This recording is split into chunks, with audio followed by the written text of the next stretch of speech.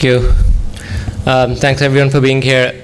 First of all, I just want to point out I do not have a paper. I just have some thoughts on a set of slides. Ijaz asked me to, my work more recently has been on the US, thinking about the global financial crisis. So I've moved away from working on Pakistan in the last few years.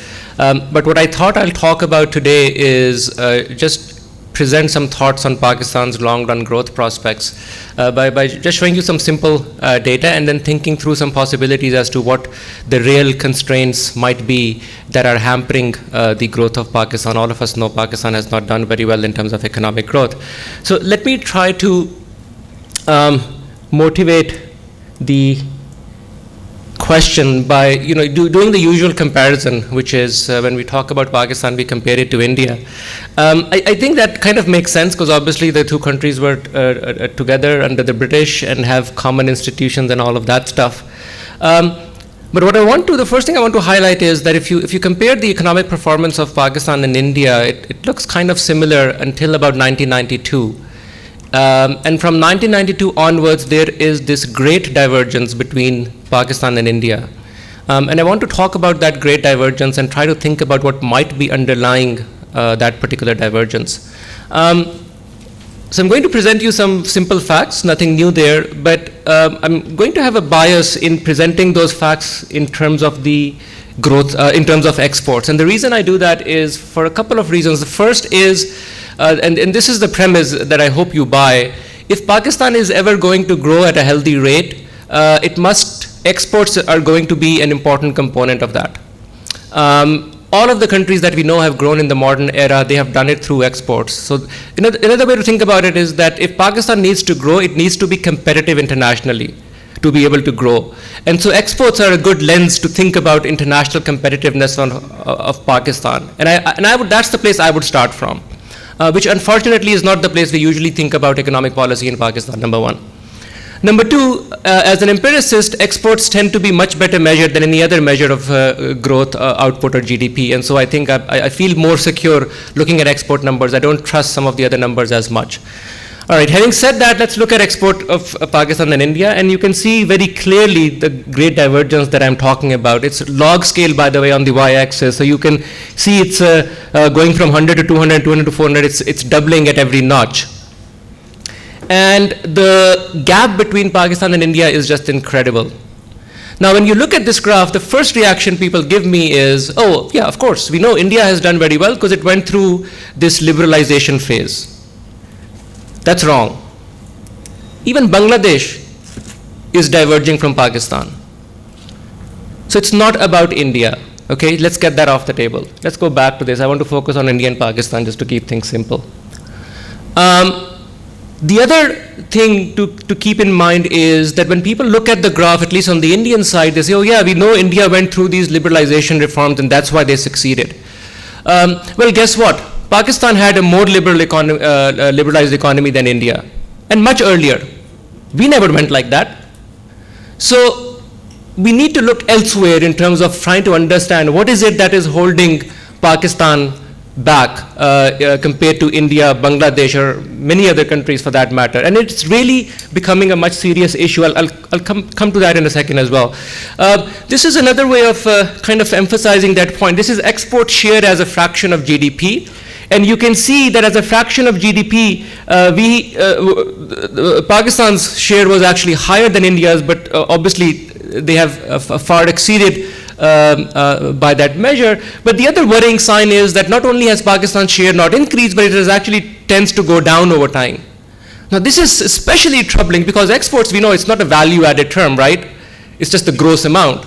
And we know there has been this massive expansion in global trade. Despite all of those biases that should make this graph go up, Pakistan has somehow managed to be stagnant. And this is remarkable, our lack of competitiveness. And you can, this is the number of air departures per capita between India and Pakistan. Nobody's coming to Pakistan. We are basically kind of becoming a secluded, isolated economy. You want international competitiveness? There better be some exchange of ideas, if nothing else. None of that is happening. And for quite a while, actually. What else do I have? Gross capital formation, investment rates, they have gone down over time, and they were not very high to begin with.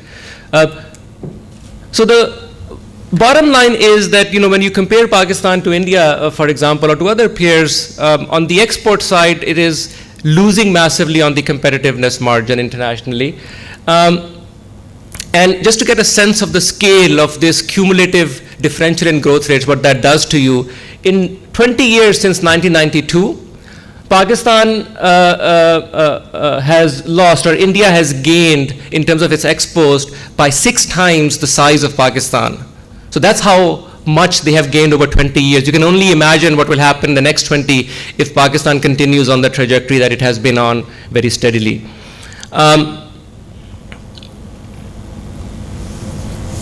So I want to kind of think about what might be the reasons that are behind this lack of international competitiveness. Since we are in Pakistan, sometimes economic data might not be sufficient to wake you up. So let me give you this final graph to convince you of the decline in Pakistani institutions. This is the win percentage of Pakistan's cricket team. And I looked at Test cricket because I don't trust one-day internationals or T20s, although they show the same patterns, I think. And you can see there's been this secular decline since 1992 in how successful Pakistan's cricket team has been relative to its opponents. And in fact, you see the same graph in hockey, you see the same graph in squash. This is actually a kind of a serious point. The decline in Pakistani society is across the board. And I don't think people are realizing that. And when we think about why Pakistan is not growing or what needs to be done in Pakistan, there are some structural changes that need to happen in the Pakistani society, in how we organize ourselves as a nation, in how we encourage innovation or otherwise, and so on. And that's the conversation that I want to start today. And that's the conversation that I see missing when we talk about growth in Pakistan. I think that those are the kind of questions that I hope, this is, by the way, wonderful IGC has put this together. This is just an incredible group of people. It's very rare for Pakistan and for Lahore. And so I think we are really privileged to all the guests who have come here, and I hope people keep coming for many more years to come. But for IGC, I think this will be great question to put forward. I don't have many answers because, as I said, it's not something that I'm working on, and even if I did, it's not clear I wouldn't have any answer. But I think these are the kind of questions that really need to be explored. Just to push a little bit more on that export margin, just a little bit of analysis that I did to push a little bit more on understanding this lack of export competitiveness. I was completely surprised. This is why I like doing empirical work, that it gives you answers that you never expected, and that actually makes you think more. Given that explosive growth in Indian exports, I would have thought that India is exporting kind of everything under the umbrella, right? A lot more than Pakistan. That actually turns out not to be the case. So the export data are available at a very detailed 2-level, 2-digit, 4-digit, 6-digit, even 8-digit classification mechanisms that they have. So you can kind of think of the diversity of what you are exporting.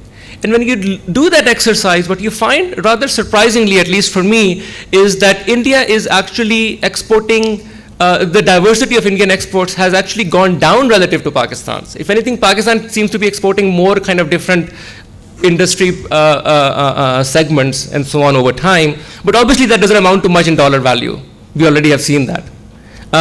Here's a more systematic way of doing that. If you construct the sort of the dollar-weighted Herfindahl index at either the 4-digit industry level or the 2-digit industry level, you see this very stark fact that the exports of Pakistan have become less concentrated.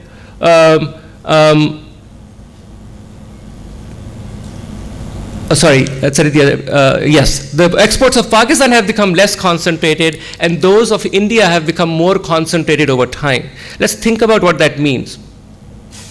What this is telling us is that over time, India is gaining competitive advantage in certain niche sectors. And once they do that, they basically overwhelm the global market in those niche sectors, right? So everybody is outsourcing, telecom operators to India, and now this is the only game in town, basically, so on and so forth. You can see this is what the data is telling us.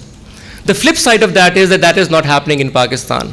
Yes, we produce soccer balls and we produce this and that, but even in what we produce, we don't become dominant. And in fact, other players keep extracting market share from us. What this is telling us is, at least this is my interpretation, one needs to dig more further into it. Evidence-based Asim keeps telling us, so I don't have that much evidence here.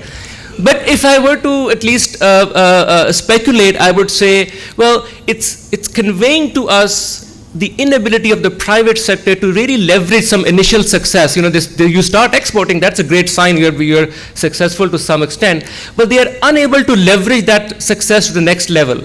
They are unable to grow beyond perhaps the family size that they have. Why might that be? I think that is telling us about certain constraints that they have. I want to think about those constraints. So the Pakistani private firms are unable to leverage this initial success. That's what the data seem to be telling us.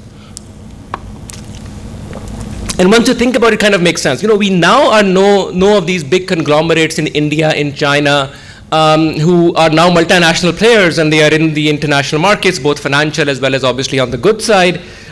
Pakistan has nothing to show on that margin. Despite, as I said, the economy is liberal. You have most of the sectors are private. You can do whatever you want in Pakistan, just like you can do in India, and yet we have failed.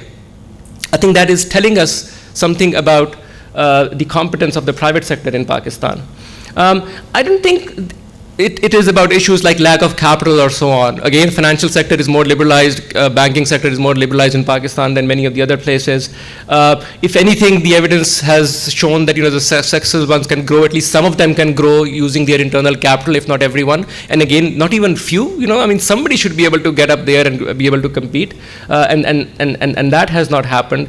If I were to put my money on the answer, I would say that it is really something about the constraint really is something to do with the organizational or the professional constraint that Pakistani companies faces. We may not have the human capital, we may not have the top managerial talent that you need to put, to be able to manage these 100 employees or 200 employees effectively and also compete internationally and so on.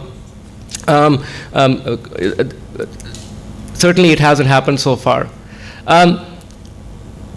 Now, the one point I want to emphasize is that, okay, Pakistan is falling behind and so on. These are persistent differences in growth rates. And when you look at persistent differences in growth rates, if you do the math, they can lead to very large differences over time and in a very short period of time, number one.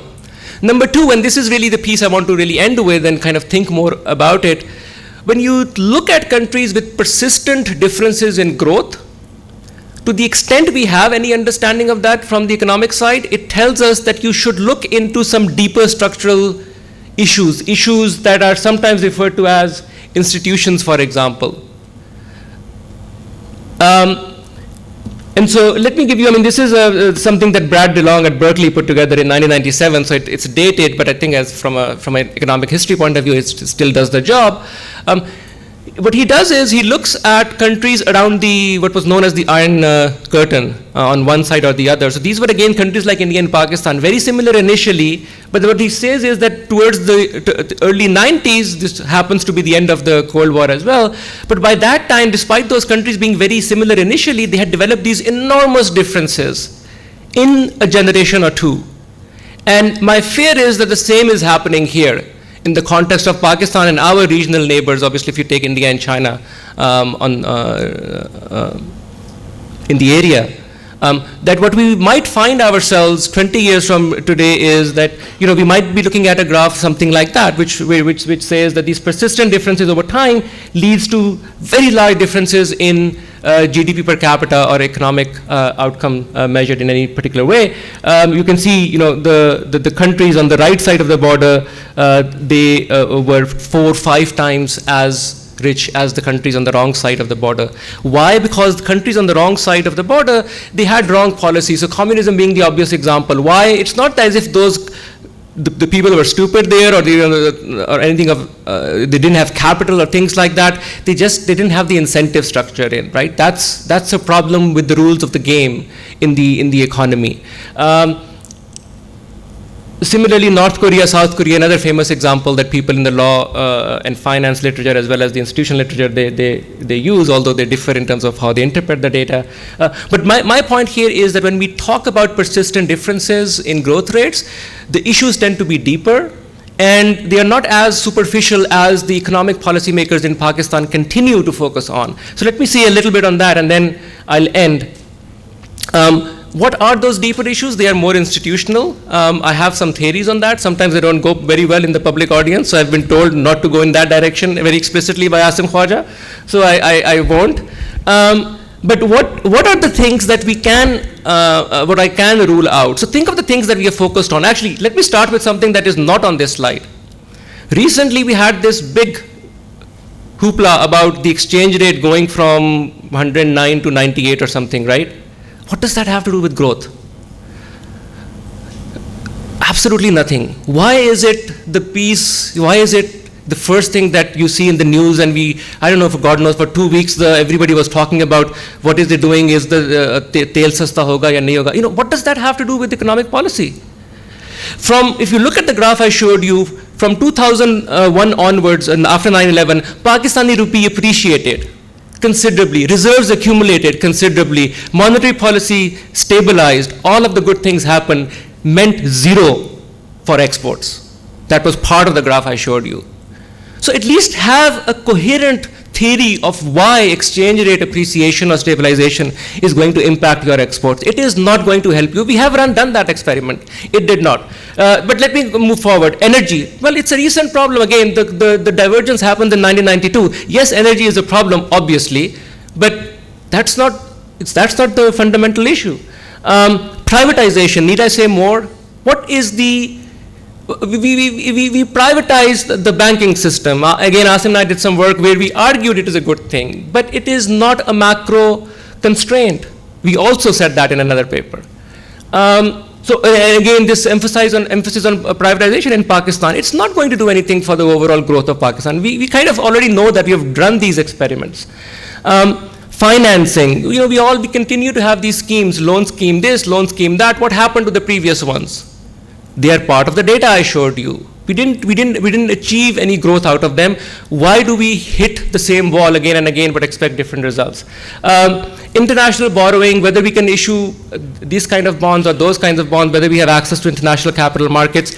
Is there any broad-based evidence that the countries that borrow heavily internationally tend to grow very fast? If anything, the evidence seems to be the opposite. Just look at China, for example, that keeps lending to the outside world despite having such high growth rates. So I just want to end with that thought. As I said, I do have some answers, but I'm not going to give them away right now. The issues that Pakistan faces are much deeper. They are much more structural. All of these policies are not going to work, in my opinion. I've tried to give you the reason why they are not going to work. But I think if you want to focus on the question, we need to think about the broader issues and at least come up with some hypotheses. Maybe I'll try to break them down or agree with it or disagree with it, but we need to start having that conversation. I don't think we have that conversation either in the academic side in the Pakistan, on the Pakistani economy, and certainly not on the policy side. Thank you very much.